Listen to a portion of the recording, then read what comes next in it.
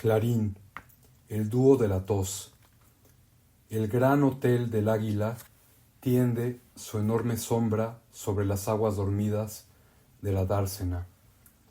Es un inmenso caserón cuadrado, sin gracia, de 5 pisos, falansterio del azar, hospicio de viajeros, cooperación anónima de la indiferencia, negocio por acciones, dirección por contrata que cambia a menudo, 20 criados que cada 8 días ya no son los mismos, docenas y docenas de huéspedes que no se conocen, que se miran sin verse, que siempre son otros y que cada cual toma por los de la víspera.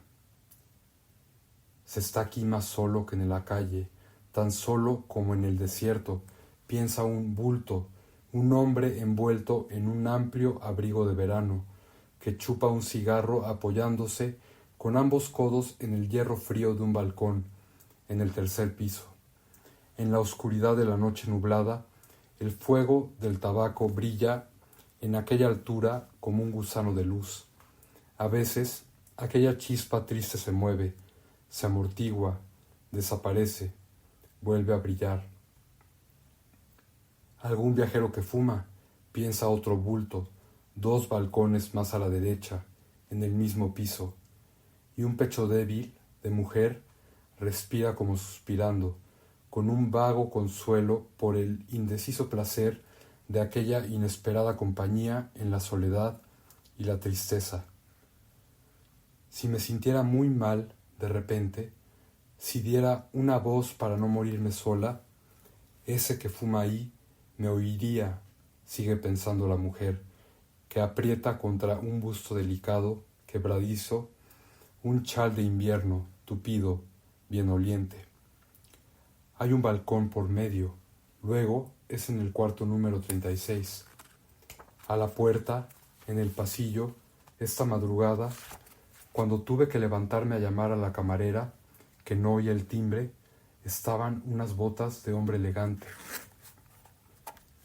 De repente desapareció una claridad lejana, produciendo el efecto de un relámpago que se nota después que pasó.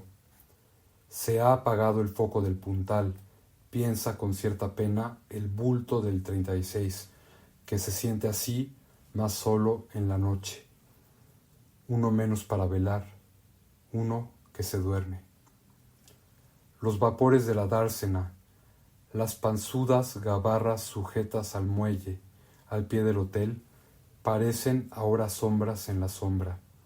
En la oscuridad, el agua toma la palabra y brilla un poco, cual una aprensión óptica, como un dejo de la luz desaparecida en la retina, fosforescencia que parece ilusión de los nervios. En aquellas tinieblas, más dolorosas por no ser completas, parece que la idea de luz, la imaginación recomponiendo las vagas formas, necesitan ayudar para que se vislumbre lo poco y muy confuso que se ve allá abajo. Las gabarras se mueven poco más que el minutero de un gran reloj, pero de tarde en tarde chocan, con tenue, triste, monótono rumor, acompañado del ruido de la marea que a lo lejos suena, como para imponer silencio, con voz de lechuza. El pueblo, de comerciantes y bañistas, duerme, la casa duerme. El bulto del 36 siente una angustia en la soledad del silencio y las sombras. De pronto, como si fuera un formidable estallido, le hace temblar una tos seca, repetida 3 veces como canto dulce de codorniz madrugadora, que suena a la derecha, 2 balcones más allá. Mira el del 36 y percibe un bulto más negro que la oscuridad ambiente, del matiz de las gabarras de abajo. 2 de enfermo, 2 de mujer, y el del 36 estremece, se acuerda de sí mismo. Había olvidado que estaba haciendo una gran calaverada, una locura, aquel cigarro, aquella triste contemplación de la noche al aire libre, fúnebre orgía. Estaba prohibido el cigarro, estaba prohibido abrir el balcón a tal hora, a pesar de que corría agosto y no corría ni un soplo de brisa. Adentro, adentro, a la sepultura, a la cárcel horrible, al 36, a la cama, al nicho. Y el 36, sin pensar más en el 32, desapareció, cerró el balcón con triste rechino metálico, que hizo en el bulto de la derecha un efecto de melancolía análogo al que produjera antes en el bulto que fumaba la desaparición del foco eléctrico del puntal. Sola del todo, pensó la mujer, que, aún tosiendo, seguía allí mientras hubiera aquella compañía semejante a la que se hacen dos estrellas que nosotros vemos desde aquí, juntas, gemelas, y que allá en lo infinito ni se ven ni se entienden. Después de algunos minutos, perdida la esperanza de que el 36 volviera al balcón, la mujer que tosía se retiró también, como un muerto que en forma de fuego fatuo respira la fragancia de la noche y se vuelve a la tierra.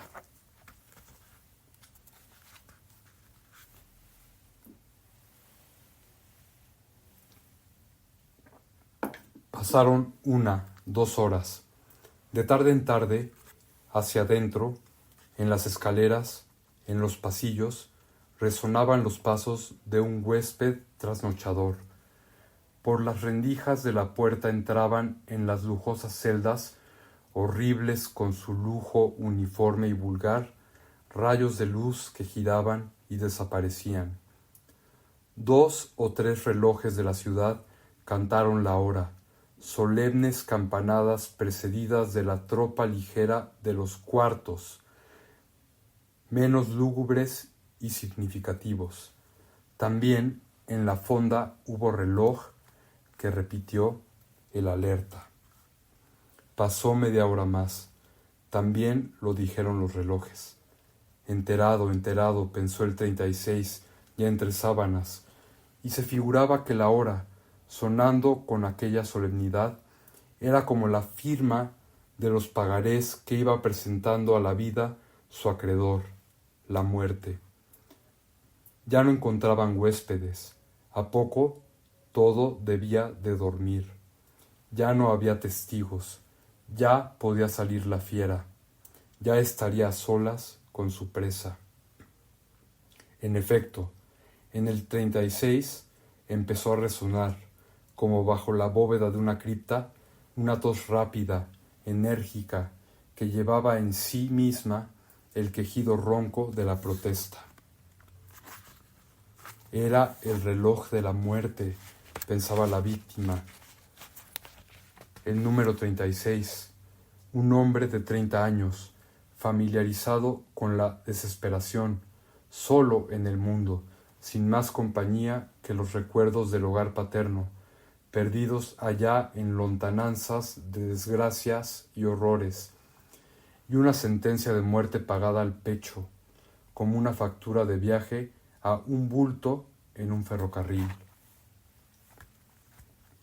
Iba por el mundo de pueblo en pueblo como bulto perdido, buscando aire sano para un pecho enfermo, de posada en posada, peregrino del sepulcro. Cada albergue que el azar le ofrecía le presentaba aspecto de hospital. Su vida era tristísima y nadie le tenía lástima. Ni en los folletines de los periódicos encontraba compasión. Ya había pasado el romanticismo que había tenido alguna consideración con los tísicos. El mundo ya no se pagaba de sensiblerías, o iban éstas por otra parte. Contra quien sentía envidia y cierto rencor sordo, el número 36 era contra el proletariado, que se llevaba toda la lástima del público. El pobre jornalero, repetía, y nadie se acuerda del pobre tísico, del pobre condenado a muerte, de que no han de hablar los periódicos, la muerte del prójimo, en no siendo digna de la agencia Fabra, qué poco le importa al mundo. Y tosía, en el silencio lúgubre de la fonda dormida, indiferente como el desierto. De pronto creyó oír como un eco lejano y tenue de su tos, un eco en tono menor. Era la del 32. En el 34 no había huésped aquella noche. Era un nicho vacío. La del 32 tosía, en efecto, pero su tos era, ¿cómo se diría?, más poética, más dulce, más resignada. La tos del 36 protestaba, a veces rugía. La del 32 casi parecía un estribillo de una oración, un miserere. Era una queja tímida, discreta, una tos que no quería despertar a nadie. El 36, en rigor, todavía no había aprendido a toser, como la mayor parte de los hombres sufren y mueren sin aprender a sufrir y a morir. El 32 tosía con arte, con ese arte del dolor antiguo, sufrido, sabio, que suele refugiarse en la mujer. Llegó a notar el 36 que la tos del 32 le acompañaba como una hermana que vela. Parecía toser para acompañarle.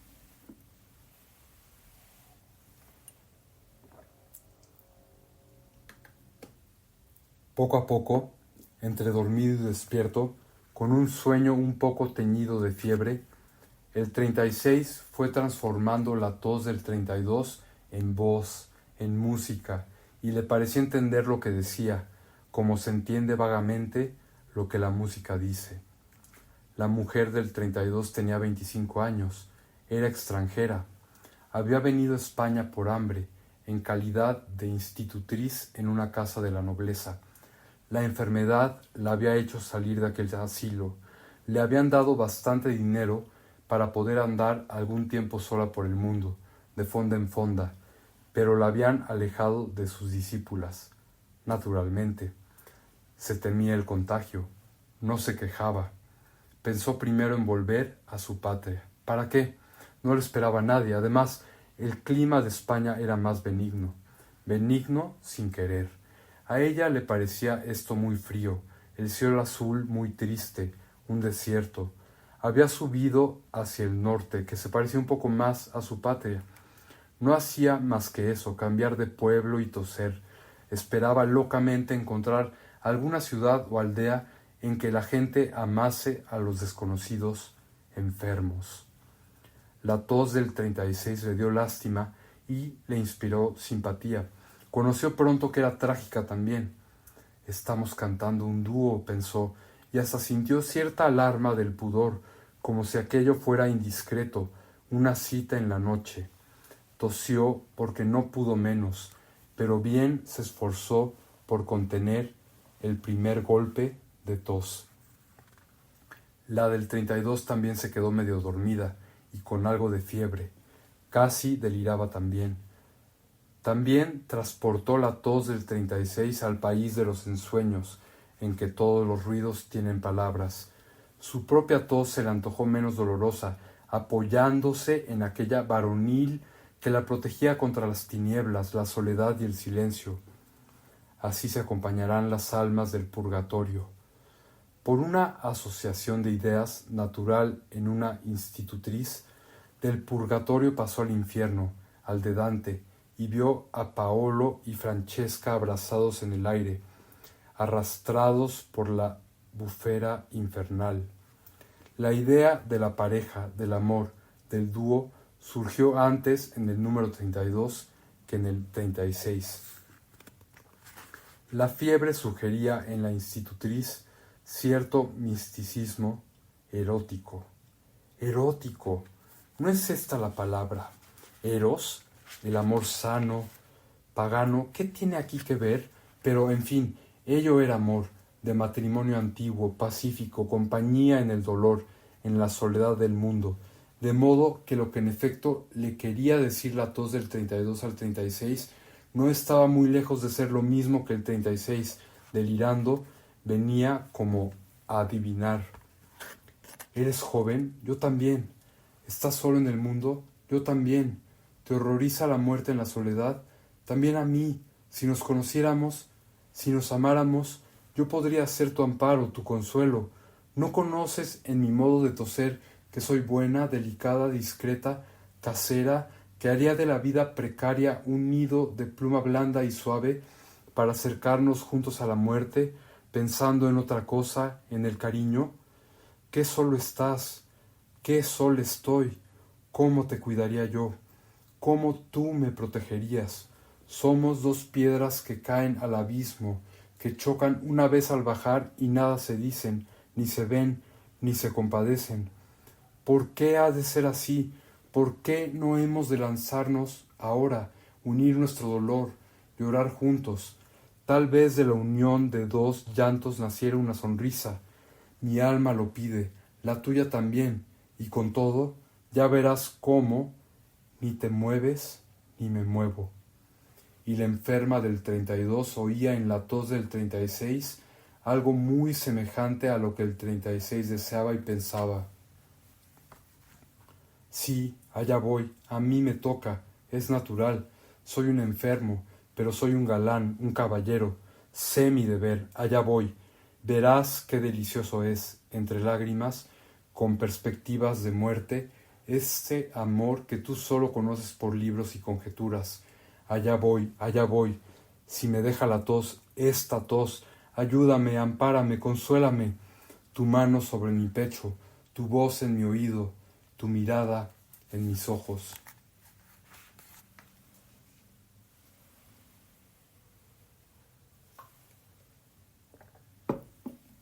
Amaneció.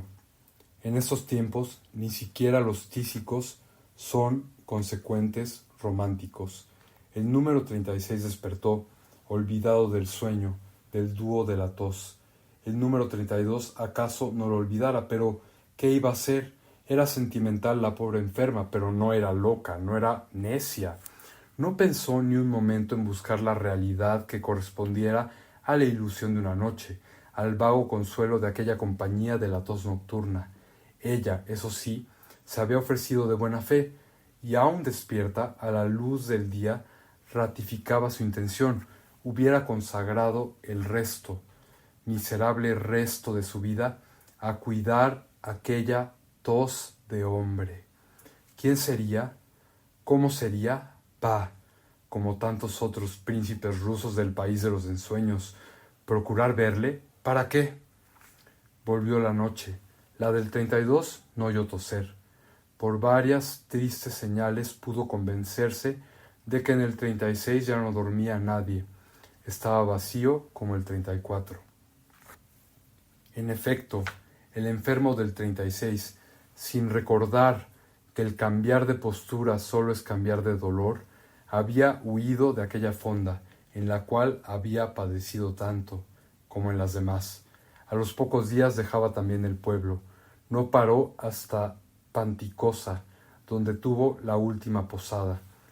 No se sabe que jamás hubiera vuelto a acordarse de la tos del dúo. La mujer vivió más, 2 o 3 años. Murió en un hospital que prefirió a la fonda. Murió entre hermanas de la caridad, que algo la consolaron en la hora terrible.